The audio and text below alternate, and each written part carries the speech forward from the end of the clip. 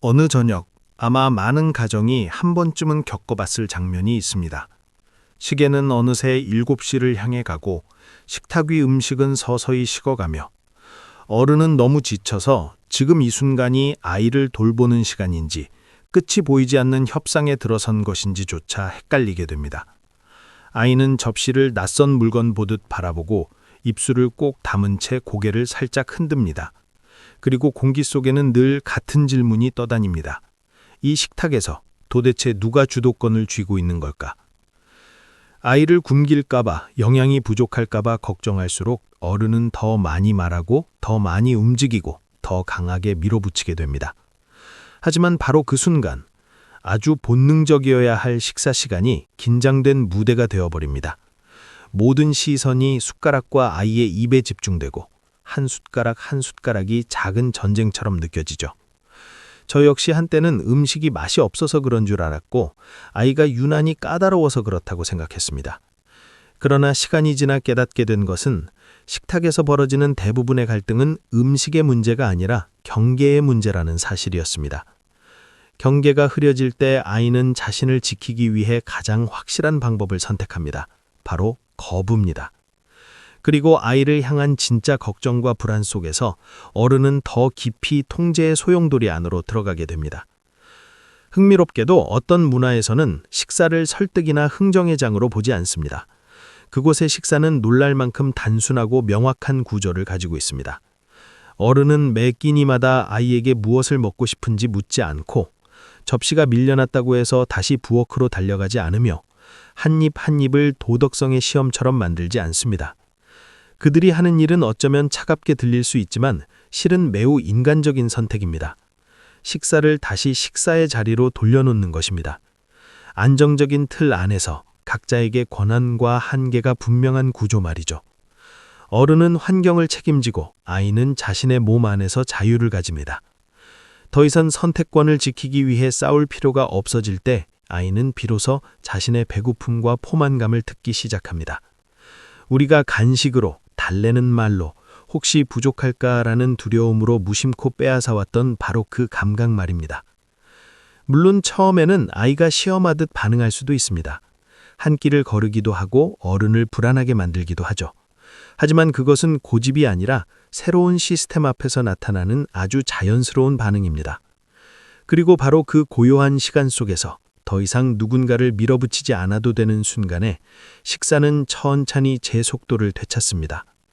몸이 말하기 시작하고 아이와 음식의 관계는 점점 본래의 자리로 돌아옵니다.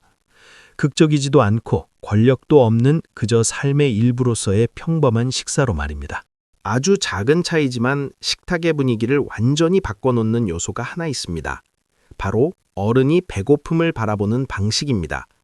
우리는 아이의 배고픔을 마치 위험 신호처럼 두려워하지만 사실 그것은 가장 원초적인 생물학적 신호입니다. 수천 년 동안 인류를 살아가게 한 기준, 언제 먹어야 하고 언제 멈춰야 하는지를 알려주던 바로 그 감각이죠.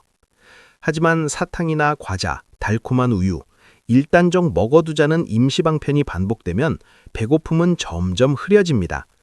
그렇게 아이는 메인 식사 시간에 애매한 배와 묘하게 커진 주도권을 안고 식탁에 앉게 됩니다.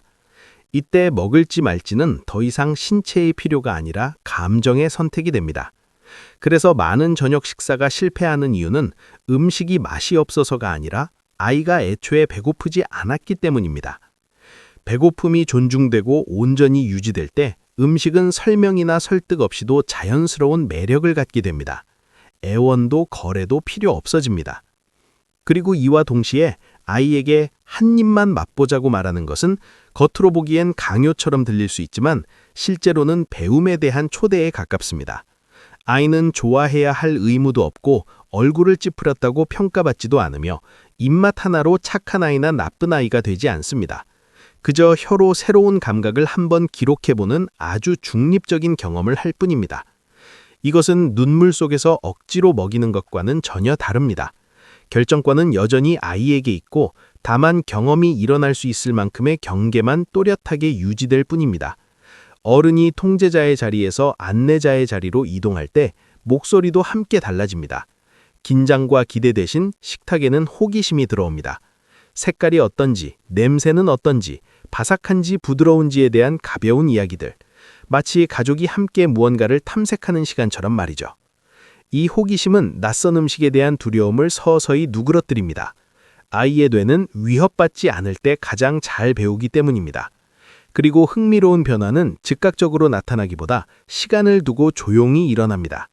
한때 거부하던 음식들이 점점 익숙해지고 더 이상 싸워야 할 대상이 아니게 됩니다.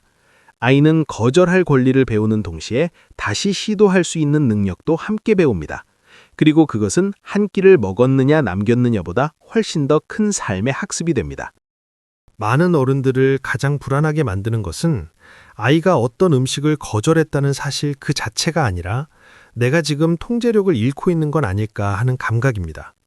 아이가 접시를 밀어내며 안 먹어 라고 말하는 순간 부모의 머릿속에는 영양에 대한 걱정, 책임에 대한 압박, 내가 뭔가 잘못하고 있는 건 아닐까 하는 질문들이 한꺼번에 떠오릅니다. 바로 그 불안 때문에 우리는 쉽게 과하게 반응하거나 혹은 일관성 없이 흔들리게 됩니다. 오늘은 단호하다가도 내일은 배고플까봐 몰래 다른 음식을 내놓고 이런 모순된 신호는 아이에게 배움을 주기보다 혼란을 남깁니다. 아이들은 어른의 흔들림에 매우 민감합니다. 긴 설명이 없어도 조금만 기다리면 규칙이 바뀐다는 사실을 금세 알아차립니다. 그렇게 되면 식사는 몸의 신호를 듣는 시간이 아니라 어디까지 밀어붙일 수 있는지를 시험하는 공간으로 변해버립니다. 하지만 어른이 날선 목소리가 아니라 차분함으로 틀을 지켜낼 수 있다면 아이는 서서히 이것이 싸움이 아니라는 것을 이해하게 됩니다. 이기는 사람도 지는 사람도 없는 그저 정해진 방식대로 흘러가는 식사라는 사실을 말이죠. 어떤 날은 아이가 정말 거의 먹지 않을 수도 있습니다. 그 모습은 어른을 쉽게 공포에 빠뜨리지만 사실 아이의 몸은 우리가 생각하는 것보다 훨씬 탄탄합니다. 한두 끼의 불완전한 식사가 아이의 장기적인 건강을 결정하지는 않습니다. 오히려 계속 개입하고 억지로 먹이거나 다른 음식으로 보상하는 것이 아이의 자기 조절 능력을 더 크게 흔들어 놓습니다. 아이가 적게 먹은 결과로 다음 식사에서 더 배고픔을 느껴보는 경험, 그 자연스러운 연결 속에서 아이는 선택과 신체 감각 사이의 관계를 몸으로 배웁니다. 이 배움은 어떤 조언이나 설명으로도 대신할 수 없습니다. 시간이 지나면서 극적인 반응은 줄어들고 어른의 얼굴을 살피는 눈빛도 점점 사라집니다. 더 이상 정말 이 규칙이 유지될까를 확인할 필요가 없어지기 때문입니다. 그 안정감이 충분히 쌓이고 나면 식사는 더 이상 하루 중 가장 긴장되는 사건이 아닙니다. 방어할 필요도 증명할 필요도 없이 그저 모두가 함께 앉아있는 익숙한 시간으로 돌아옵니다. 바로 그 자리에서 식사는 다시 본래의 역할을 찾게 됩니다. 기대가 가득 얹힌 식사가 사라질 때 아주 미묘하지만 중요한 변화가 시작됩니다. 그것은 아이가 스스로를 바라보는 방식의 변화입니다. 잘 먹었다고 칭찬받지도 적게 먹었다고 지적받지도 않을 때 아이는 접시 위의 음식량으로 자신의 가치를 판단하지 않게 됩니다. 먹는 행위는 도덕에서 분리되고 누군가를 만족시키기 위한 수단이 아니라 몸을 돌보는 자연스러운 과정으로 제자리를 찾습니다. 이 지점은 많은 가정이 놓치기 쉽습니다. 무심코 건넨 칭찬 한마디가 어른이 원하는 방식으로 먹을 때에만 인정받을 수 있다는 메시지를 조용히 전달하고 있기 때문입니다. 그 메시지가 사라지면 아이는 배고파서 먹고 배부르면 멈추게 됩니다. 자신감은 외부의 평가가 아니라 몸의 감각을 신뢰하는 경험 속에서 자라납니다. 동시에 어른 역시 지치게 만들던 감시자의 자리에서 조금씩 해방됩니다. 숟가락을 몇 번 들었는지 세는 대신 식탁의 분위기에 집중할 수 있고 하루 동안 있었던 이야기를 나누며 그 자리에 진짜로 함께할 수 있게 됩니다. 아이에게 안전감을 키워주는 것은 섭취한 채소의 양이 아니라 바로 이런 존재의 밀도입니다. 심리학적으로 볼 때 아이가 안전하다고 느낄 때 뇌는 새로운 경험을 받아들일 준비를 합니다.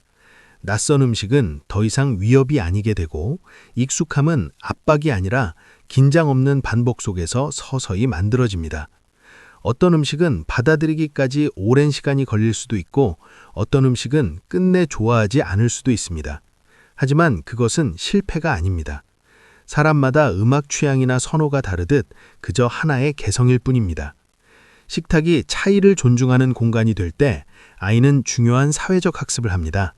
나는 의견을 가질 수 있고 다른 사람 역시 그렇다는 사실입니다. 이 경험은 식탁을 넘어 선택을 하는 방식으로, 타인의 경계를 존중하는 태도로, 그리고 통제나 저항 없이 공동체 안에서 살아가는 힘으로 이어집니다. 바로 이 지점에서 우리는 깨닫게 됩니다.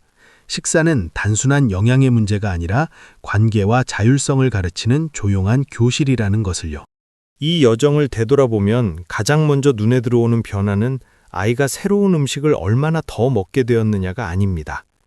가족 안의 공기가 어떻게 달라졌는가 하는 점입니다. 식사는 더 이상 모두가 긴장과 두려움 혹은 방어적인 마음으로 마주하는 시간이 아니라 예측 가능하고 충분히 안전해서 각자가 조금씩 힘을 풀 수 있는 일상의 리듬이 됩니다. 아이는 거절로 자신을 증명할 필요가 없어지고 어른 역시 권력으로 역할을 확인할 필요가 없어집니다. 이 평온함은 모든 것이 완벽해서 생기는 것이 아닙니다. 각자가 이 구조 안에서 자신의 자리를 알고 있다는 데서 옵니다. 어떤 날은 아이가 거의 먹지 않을 수도 있고 또 어떤 날은 예상치 못하게 새로운 음식을 시도하기도 합니다. 하지만 그 어느 쪽도 더 이상 과장된 문제로 다뤄지지 않습니다. 시간이 흐르면서 이런 작은 변화들이 쌓여 습관이 되고 그 습관은 음식과의 관계, 몸과의 관계, 그리고 타인과의 관계를 조용히 건강하게 만들어줍니다. 곰곰이 생각해보면 우리의 많은 걱정은 아이를 위해 잘해주고 싶다는 마음에서 시작됩니다. 다만 그 선한 의도가 지나친 개입으로 이어질 때 상황은 오히려 무거워집니다. 한 걸음 물러선다는 것은 방임이 아니라 안전한 틀 안에서 아이의 자기조절 능력을 신뢰하겠다는 선택입니다. 그리고 그런 선택은 생각보다 훨씬 비드러운 결과를 가져옵니다. 그때의 식사는 더 이상 고치거나 바로잡아야 할 대상이 아닙니다. 함께 살아가는 자리이며 아이가 자신과 타인의 신호를 동시에 듣는 법을 배우는 공간이 됩니다.